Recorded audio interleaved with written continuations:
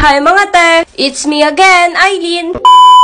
Today nga pala ay magluluto tayo ng ulam. Hindi ko alam kung anong tawag nito. Pero sige, lutuin na natin to. Una nga pala ay nagpainit muna ako dyan ng mantika. Pinainit ko muna kasi kapag nilagay agad natin to ay pwedeng dumikit sa kawali. At nung uminit na ay nilagay ko na tong isda. At habang hinihintay kong maluto yung isda ay nag-prepare naman ako nitong sibuyas at bawang. Para naman mamaya ay dire-diretso na. At fast forward ay hinaon ko na tong naluto nating isda. At pagkatapos ay pinagisa ko na tong pinsan ko ng bawang at sibuyas. At nilagay na tong magpapalapot sa ating lulutuin. Sunod naman ay nilagay na namin tong mainit na tubig para mas madaling maluto. At nilagyan na pala ng pinsan ko ng asin na para bang gusto niya kaming magkasakit sa bato. So sobrang dami niyang ilalagay na asin.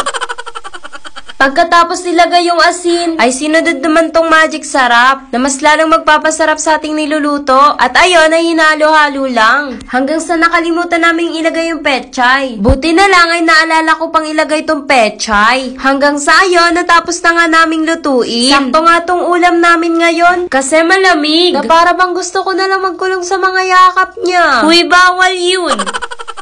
At hanggang dito na lang. Keep safe everyone and thank you for watching!